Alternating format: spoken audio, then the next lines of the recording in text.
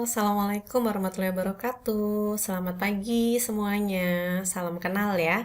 Saya Desti Ervira Puspaningtyas. Pada semester ini saya mengajar gizi dalam daur kehidupan. Nanti kita akan ketemu sebanyak 4 kali atau 4 pertemuan dengan saya. Nah, kita akan mulai dulu dari pertemuan kita yang pertama, yaitu mengenai angka kecukupan gizi. Oke, langsung saja kalau gitu. Sebelumnya teman-teman sudah pernah dengar belum ya tentang apa itu angka kecukupan gizi atau AKG? Harapan saya karena sudah semester 3 nih ya, jadi sudah pernah mendengar ya apa itu angka kecukupan gizi. Kita akan bahas mengenai AKG ini dan penerapannya dalam perhitungan atau dalam gizi dalam daur kehidupan itu seperti apa sih? Nah, sebelum kita mengulik lebih lanjut tentang AKG, teman-teman harus paham dulu nih bedanya kebutuhan dan juga kecukupan gizi. Apa sih kebutuhan gizi dan apa itu kecukupan gizi? Kalau kita bicara tentang kebutuhan itu adalah suatu acuan untuk merencanakan dan menilai pemenuhan konsumsi gizi seseorang. Sekali lagi ya, acuan untuk merencanakan dan menilai pemenuhan konsumsi gizi seseorang. Atau dalam bahasa Inggris kita sering sebut dia menjadi nutrient requirement. Sementara kalau untuk kecukupan gizi itu adalah acuan untuk merencanakan dan menilai konsumsi pangan kelompok orang atau masyarakat di suatu daerah atau wilayah. Kita sering sebut dia dengan nutrient allowance, kan? Kalau yang kebutuhan sudah personal kepada seseorang atau individual, sementara kalau yang kecukupan itu untuk menilai konsumsi pangan kelompok orang atau masyarakat di suatu daerah atau wilayah. Jadi lebih ke kelompok. Nah, apa sih AKG sendiri?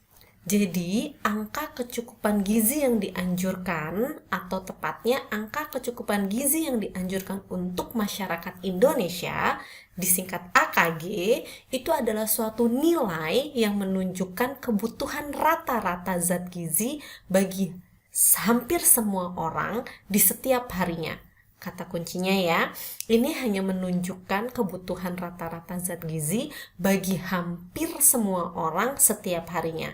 Artinya, belum tentu setiap orang itu memiliki kebutuhan gizi yang sama. Bisa jadi kebutuhan gizi mereka akan berbeda-beda. Nah, AKG sendiri ini merupakan suatu nilai atau acuan yang menggambarkan kurang lebih seseorang itu memiliki kebutuhan rata-rata berdasarkan umur, jenis kelamin, dan tingkat aktivitas fisik serta kondisi fisiologisnya adalah segini. Nah, AKG ini ditujukan untuk mencegah terjadinya defisiensi gizi atau kelebihan gizi, sehingga setiap orang bisa hidup sehat dengan nilai acuan yang sudah dibuat. Kurang lebih kebutuhannya ada di angka itu. Dengan dia memenuhi angka itu, harapannya dia akan bisa hidup dengan sehat, tidak defisiensi gizi ataupun tidak kelebihan gizi. Itu untuk pengertian AKG. AKG sendiri sebenarnya bukan hanya ada di Indonesia. Kalau di Indonesia kita sebut dengan AKG atau angka kecukupan gizi. Di Amerika Serikat dan Kanada itu ada yang namanya DRI, Dietary Reference Index, di mana DRI sendiri itu punya 4 komponen. Ada EAR, RDA, AI, dan juga UL. Yang setara dengan AKG itu adalah RDA atau Recommended Dietary Allowance. FAO dan WHO juga punya hal yang sama, sebutannya adalah Recommended Nutrient Intake atau RNI. Uni Eropa juga punya AKG yang disebut dengan Population Reference Index. Dan Jepang, Nutrient Based Dietary Reference Index. Filipina punya RENI, yaitu Recommended Energy and Nutrient Index. Australia dan Selandia Baru juga punya namanya Nutrient Reference Values. Semua ini adalah angka atau nilai yang menunjukkan kurang lebih kebutuhan rata-rata dari hampir sebagi setiap orang. Artinya bukan setiap orang punya angka yang sama. Ini hanya rata-rata. Dari studi populasi dicari rata-ratanya. Berapa sih rata-rata kebutuhan gizinya? Berapa rata-rata kebutuhan energi, protein, lemak, dan juga karbohidrat. Jadi kecukupan gizi itu jelas berbeda dengan kebutuhan gizi. Kalau kebutuhan gizi by person atau personal ke individu, kalau kecukupan gizi untuk masyarakat atau kelompok tertentu. Nah, untuk sejarah AKG sendiri gimana ya? Jadi AKG itu sudah ada di Indonesia dan disusun sudah sejak tahun 1968 oleh Lembaga Makanan Rakyat atau LMR. Pada kali pertama penyusunannya, zat gizi yang ada di dalam AKG hanya energi, protein, 5 vitamin, dan 2 mineral. Nah, dalam kurun waktu 1968 sampai 2004, setiap 5 tahun sekali secara nasional ditetapkan angka kecukupan gizi. Tapi sejak 2004, AKG direncanakan akan dievaluasi setiap 10 tahun sekali. AKG ini dirumuskan oleh para pakar di bidangnya, tentunya pakar gizi ya, dan juga pakar pangan melalui forum yang disebut dengan Widya Karya Nasional Pangan dan Gizi atau biasa kita singkat dengan WNPG. Nah, apa aja sih data yang diperlukan untuk penyusunan AKG? Data yang diperlukan untuk penyusunan AKG adalah basis perhitungan AKG dari dokumen FAO, WHO, dan juga IOM. Tentunya basis perhitungan ini perlu disesuaikan dengan hasil kajian yang ada di Indonesia, khususnya hasil kajian mengenai ukuran tubuh. Dalam hal ini adalah berat badan dan tinggi badan. Kenapa harus disesuaikan? Seperti yang kita ketahui, orang Indonesia memiliki ukuran tubuh yang berbeda dengan orang Eropa, Amerika, Kaukasian, dan orang yang lainnya. Sehingga butuh penyesuaian terhadap hasil kajian di Indonesia yang relevan dan mutakhir, tentunya berdasarkan studi terbaru. Untuk anak dan remaja, data yang dibutuhkan meliputi umur, berat badan, tinggi badan, atau panjang badan, yang akan dikonversi menjadi nilai Z-score menurut umur dan juga jenis kelamin. Untuk panjang badan akan kita pakai untuk anak 0 sampai kurang dari 2 tahun, sedangkan tinggi badan dipakai untuk anak lebih dari sama dengan 2 tahun. Setelah didapatkan data Z-score tersebut akan dikaji berdasarkan baku pertumbuhan WHO 2006 untuk anak 0 sampai 59 bulan dan baku WHO 2007 untuk anak 5 sampai 19 tahun. Sementara penyusunan AKG untuk dewasa dibutuhkan data berat badan yang didapatkan dari nilai rata-rata berat badan dari sekelompok orang yang memiliki status gizi normal. Data ini biasanya didapatkan dari data Riskesdas dan dirujuk menurut standar WHO. Selain data-data tersebut, data lain yang diperlukan untuk penyusunan AKG adalah kecukupan energi sejak usia 4 tahun yang akan dikoreksi dengan faktor aktivitas. Faktor aktivitas yang kita gunakan itu berbeda-beda bergantung dengan usia dari kelompok yang akan ditentukan. Untuk bayi hingga usia 1 tahun, faktor aktivitas yang dipakai adalah 1,1. Sementara untuk anak 1-3 tahun, faktor aktivitas yang digunakan adalah 1,14. Bagi anak dan juga dewasa, mulai dari anak-anak usia 4 hingga dewasa usia 64 tahun, faktor aktivitas yang dipakai adalah 1,26. Sementara bagi lanjut usia, kita gunakan faktor aktivitas 1,12. Lalu, zat gizi apa saja yang ada di AKG? Seperti yang sudah disampaikan, untuk di awal sekali penyusunan, hanya sedikit sekali zat gizi di tahun 1968. Lalu mulai tahun 2004 sudah mulai ada tambahan informasi zat gizi, mulai dari energi, protein, vitamin A, tiamin, riboflavin, niacin, vitamin B12, asam folat, vitamin C, kalsium, fosfor, zat besi, seng, yodium, magnesium, selenium, mangan, fluor, vitamin D, vitamin E, dan piridoksin. 2013 mulai ada penambahan informasi zat gizi. Apa saja yang ditambahkan? Ada lemak, karbohidrat, serat, air, vitamin K, asam pantotenat, biotin, kolin, natrium, kalium, tembaga, dan kromium. Semakin tahun kajiannya semakin lebih lengkap lagi. Dan ada AKG terbaru untuk kita, yaitu AKG 2019 berdasarkan Peraturan Menteri Kesehatan RI Nomor 28 Tahun 2019. Terdapat penambahan zat gizi pula untuk AKG ini. Zat gizi yang ada lebih lengkap, mengandung informasi mengenai kebutuhan energi, semua zat gizi makro, mulai dari lemak, karbohidrat, protein, serat, dan juga cairan, 14 vitamin, dan juga 14 mineral. Lalu terdapat beberapa perbedaan AKG 2019 dengan AKG yang sebelumnya. Dalam hal ini, berbeda kategori usia bayi. Jika sebelumnya menggunakan kategori 0-6 bulan, di AKG 2019 berada pada usia 0-5 bulan, di mana pemenuhan kebutuhan gizi bayi usia 0-5 bulan hanya bersumber dari pemberian ASI eksklusif. Sementara mulai usia 6-11 bulan sudah mulai mempertimbangkan makanan pendamping ASI. Tentunya juga ada perbedaan lain. Dalam hal ini berbeda penambahan zat gizi pada ibu hamil dan juga ibu menyusui. Untuk tambahan informasi mengenai gizi, AKG 2019 menambahkan informasi terbaru mengenai klor. Sementara asumsi kebutuhan besi, 75% besi bersumber dari besi Hem yang didapatkan dari lauk hewani. Nah, berikut adalah tabel angka kecukupan gizi 2004 bagi orang Indonesia. Mulai dari anak, remaja, dewasa, hingga lansia, dan juga wanita hamil dan wanita menyusui. Di angka kecukupan gizi 2013, informasi yang disajikan lebih lengkap lagi. Oke, ini hanya secuplik atau contoh dari AKG 2013, meliputi tambahan untuk ibu hamil, ibu menyusui.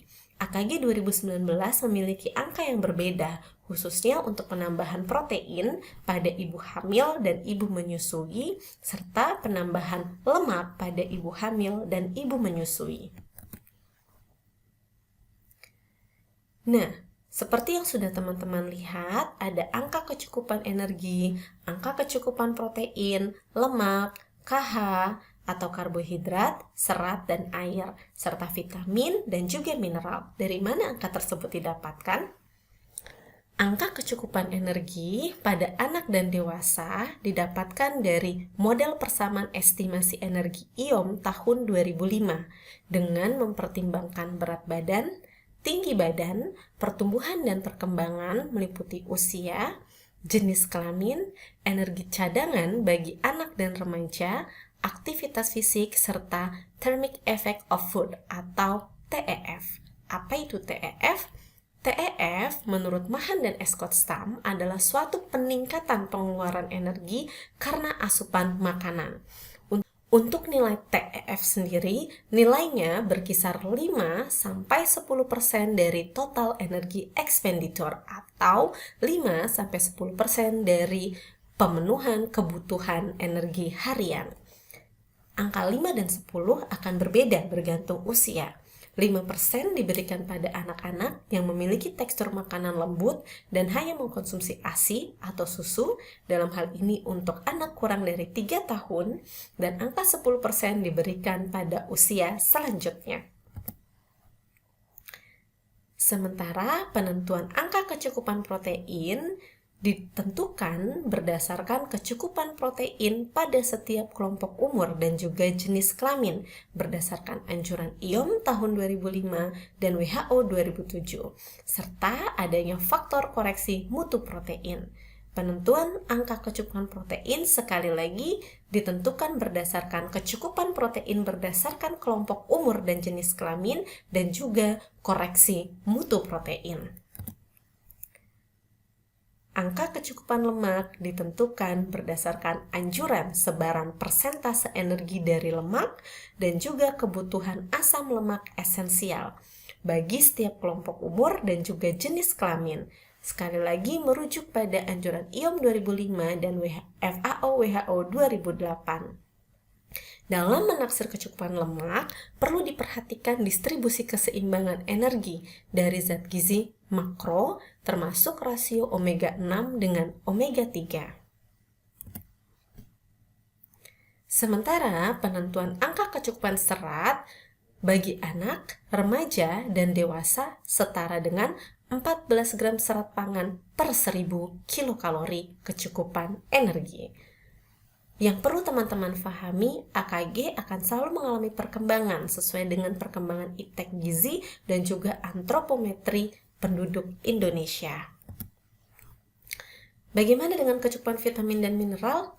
Angka kecukupan vitamin dan mineral dirumuskan melalui kajian dan adaptasi dari anjuran WHO, FAO, dan IOM. Zat gizi mikro akan diambil berdasarkan RDA, sehingga ukuran tubuh tidak berpengaruh secara bermakna di sini. Sehingga teman-teman bisa menggunakan misal kebutuhan iodin 1-3 mikrogram per kilogram berat badan. Kita hanya tinggal menyetarakan dengan acuan berat badan atau rata-rata berat badan masyarakat yang ada di Indonesia. Nah, setelah teman-teman tahu mengenai nilai gizi yang ada di dalam AKG, apa sih kegunaan AKG dan kenapa kita harus belajar AKG? AKG digunakan untuk menghitung kecukupan gizi penduduk di daerah, menyusun pedoman konsumsi pangan, menilai konsumsi pangan pada penduduk dengan karakteristik tertentu, menghitung kebutuhan pangan bergizi pada penyelenggaraan makanan institusi, menghitung kebutuhan pangan bergizi pada situasi darurat, menetapkan acuan label gizi atau ALG, mengembangkan indeks mutu konsumsi pangan, mengembangkan produk pangan olahan, menentukan garis kemiskinan, menentukan besaran biaya minimal pangan bergizi dalam program jaminan sosial pangan. Info lebih detail mengenai kegunaan AKG dapat dilihat pada Permenkes 2019 mengenai AKG bagi masyarakat Indonesia.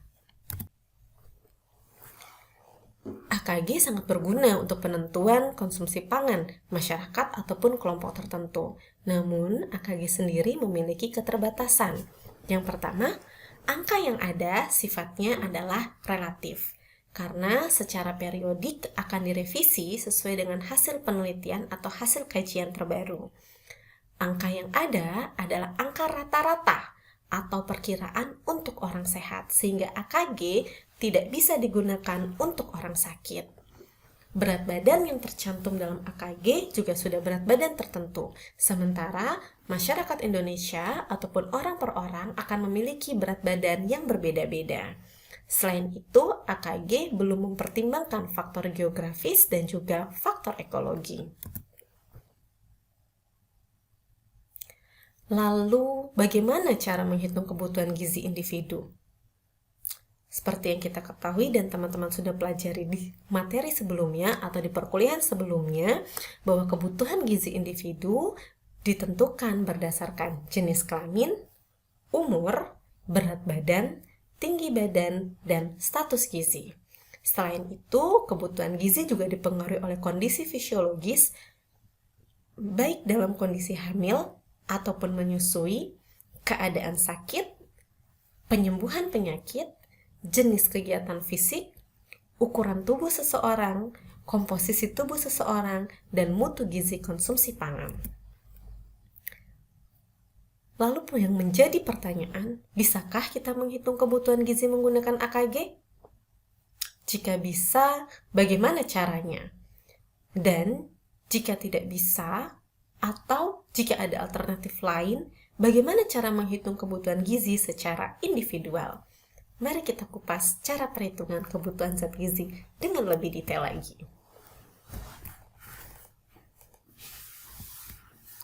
Oke, berikut adalah langkah-langkah perhitungan kebutuhan gizi menggunakan AKG atau angka kecukupan gizi. Langkah pertama, teman-teman harus paham status gizi dari orang yang diukur. Penentuan status gizi merupakan langkah krusial dalam menghitung kebutuhan gizi.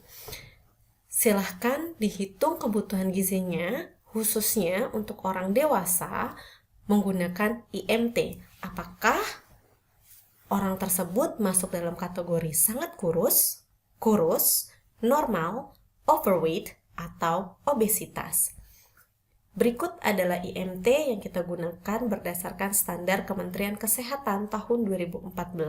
Seseorang akan dikategorikan sangat kurus jika IMT kurang dari 17, kurus jika IMT 17 hingga kurang dari 18,5, normal 18,5 hingga 25, overweight lebih dari 25 sampai 27, obesitas lebih dari 27. Setelah teman-teman menghitung status gizi, teman-teman harus menentukan mana berat badan yang akan digunakan dalam perhitungan kebutuhan gizi. Jika responden atau pasien teman-teman atau klien teman-teman memiliki status gizi kurang atau normal, silahkan gunakan berat badan aktual atau berat badan yang dimiliki oleh klien. Namun, jika klien teman-teman memiliki status gizi overweight atau obesitas, gunakan berat badan yang ada dalam standar AKG.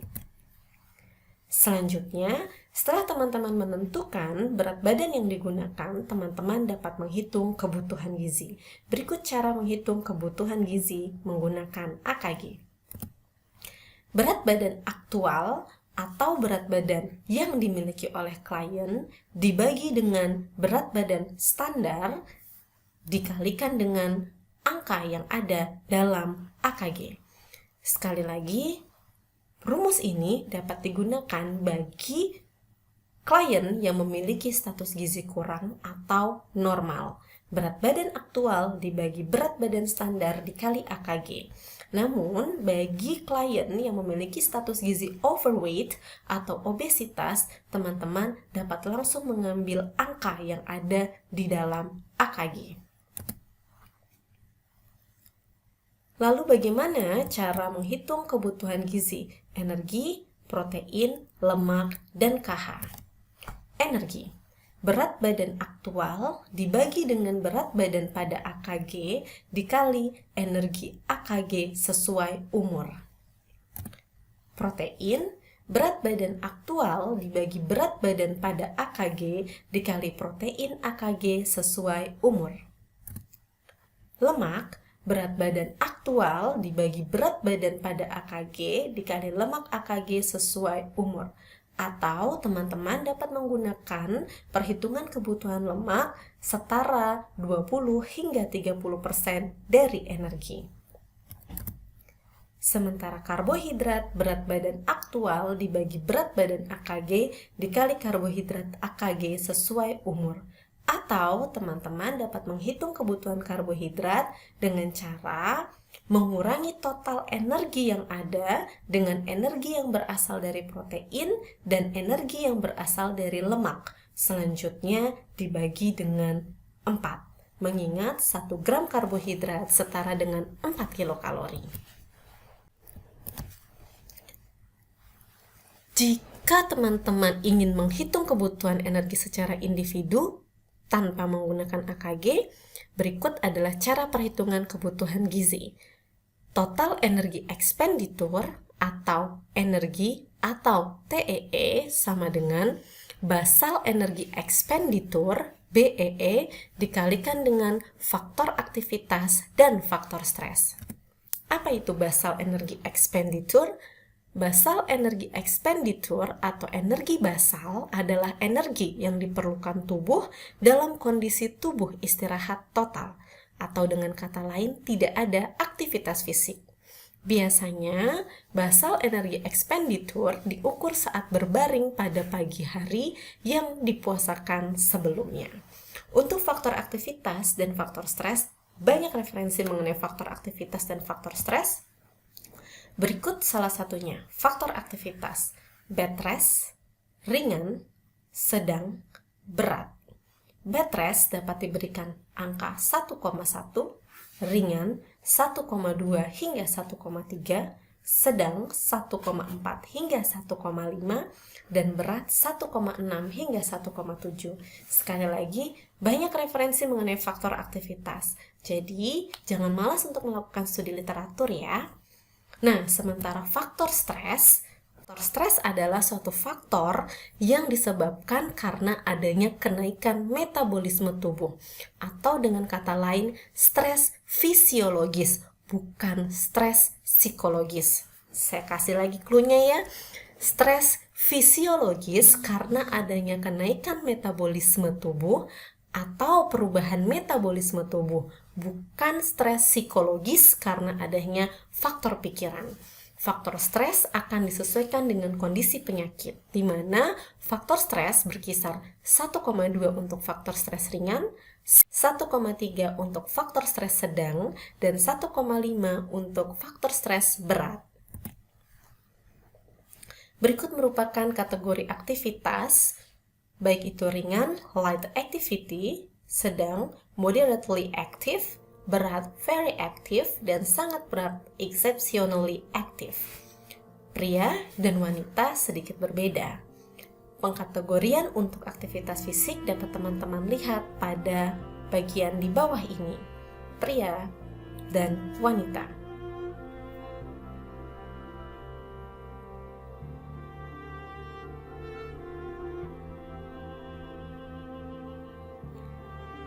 Seorang buruh tani akan dikategorikan sebagai kategori aktivitas fisik berat. Pekerja bangunan bisa masuk ke kategori aktivitas fisik sedang.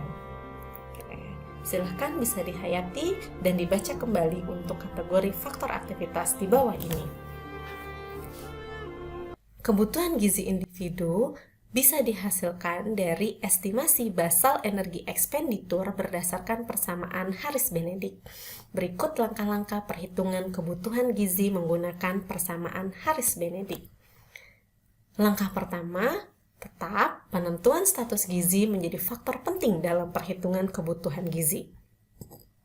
Teman-teman harus dapat mengkategorikan klien teman-teman masuk dalam kategori sangat kurus, normal, overweight, atau obesitas.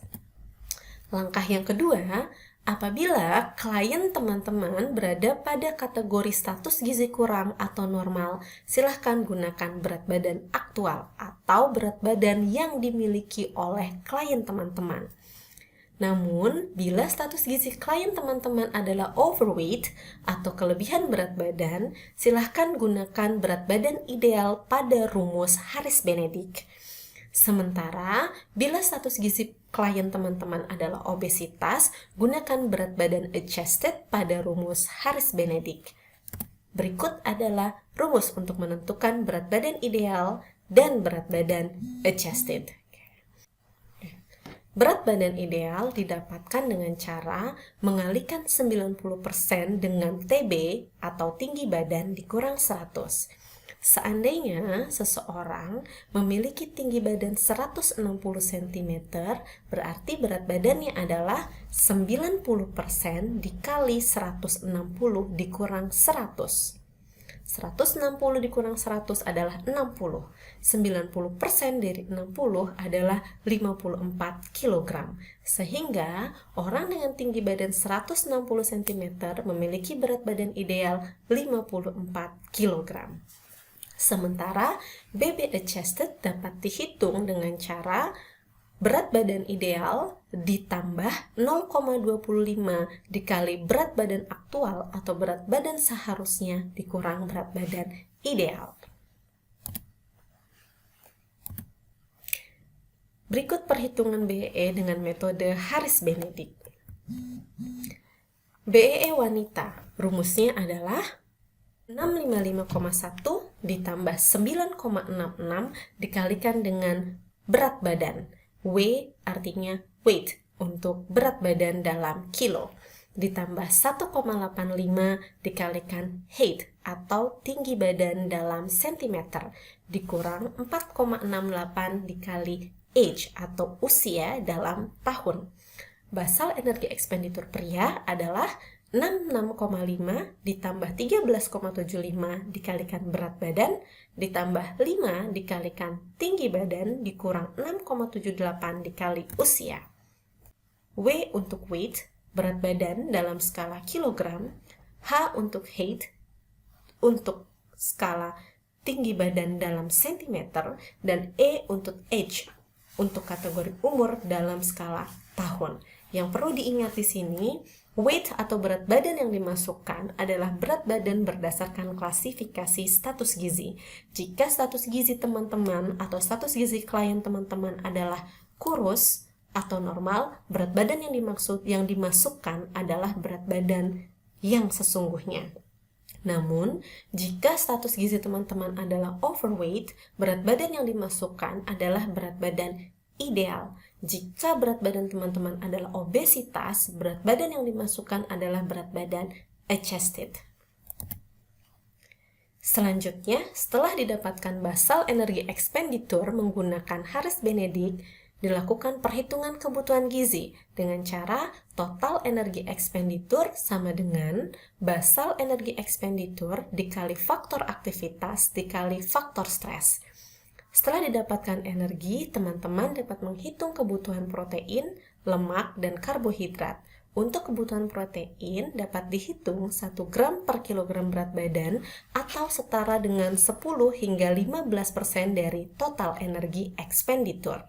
Kebutuhan lemak bisa didapatkan dari 20 hingga 30% dari total energi ekspenditur.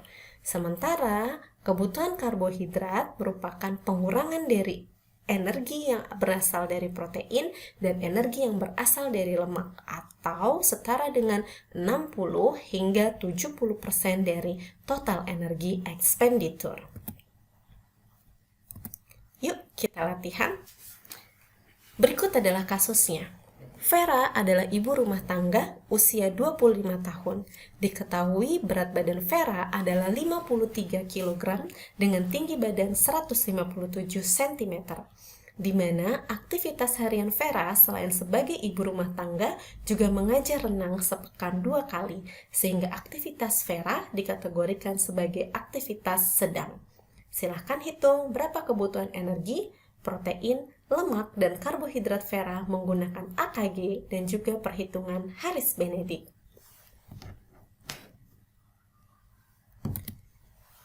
Baik perhitungan menggunakan AKG dan juga Harris-Benedict memiliki 2 langkah yang sama. Langkah pertama, menentukan status gizi klien. Diketahui berat badan Vera adalah 53 dengan tinggi 157 cm, sehingga IMT Vera 53 dibagi 1,57 meter kuadrat, sehingga IMT-nya adalah 21,54 atau masuk dalam kategori status gizi normal. Langkah kedua, penentuan berat badan. Karena status gizi Vera normal, berat badan yang digunakan adalah berat badan aktual atau 53 kg. Langkah ketiga, menghitung kebutuhan gizi. Kita akan hitung terlebih dahulu menggunakan AKG. Karena berat badan Vera masuk kategori berat badan normal atau tepatnya di sini adalah status gizi normal, kita akan menggunakan pembanding berdasarkan acuan AKG. Teman-teman bisa buka AKG 2019-nya pada kondisi Vera dengan usia 25 tahun, berat badan standar yang ada di AKG adalah 55 kg dengan energi 2250 kilokalori, protein 60 gram, lemak 65 gram, dan karbohidrat 360 gram.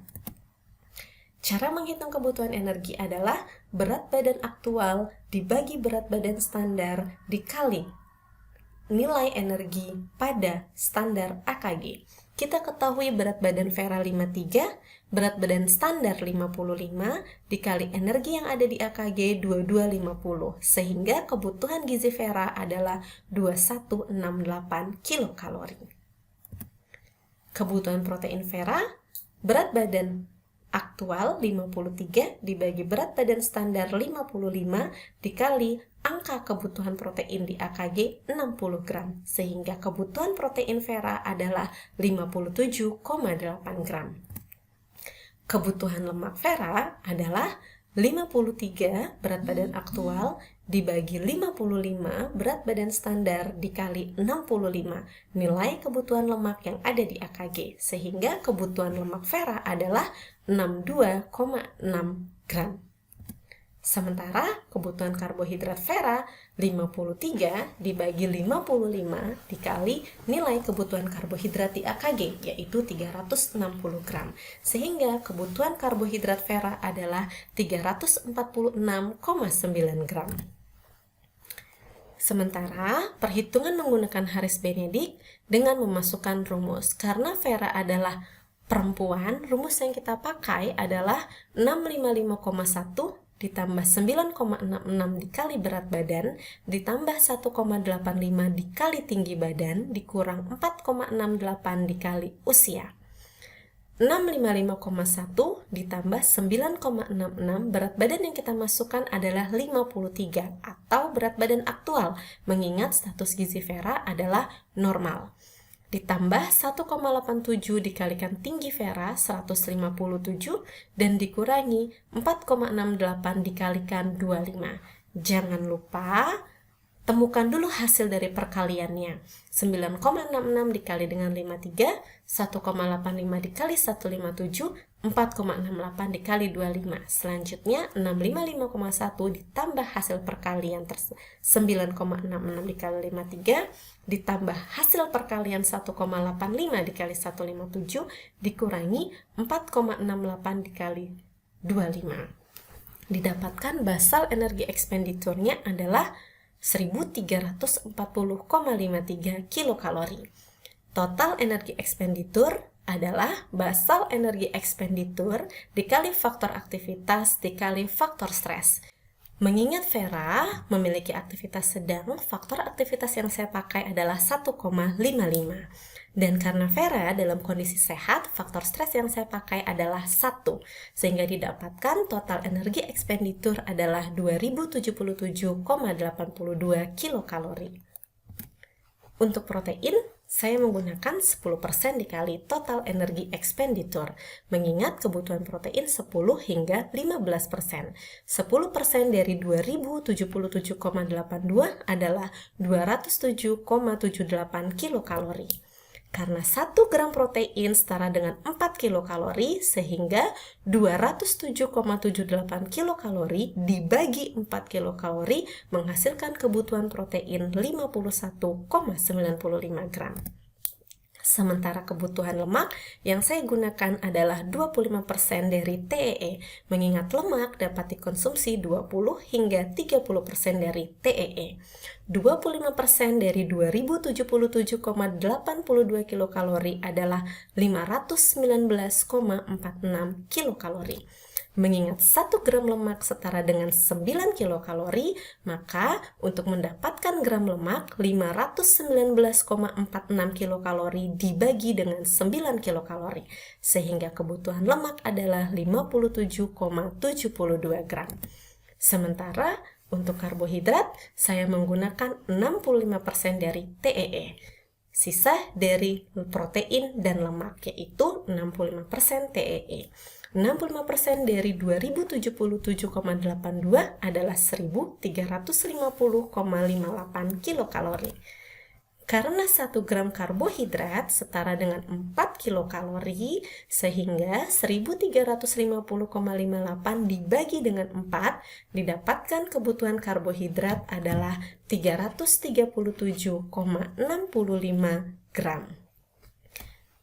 Terdapat perbedaan antara AKG dan Harris Benedict. Satu hal yang perlu teman-teman ingat, kebutuhan gizi dihitung berdasarkan individu. Haris Benedik langsung menghitung dengan individu.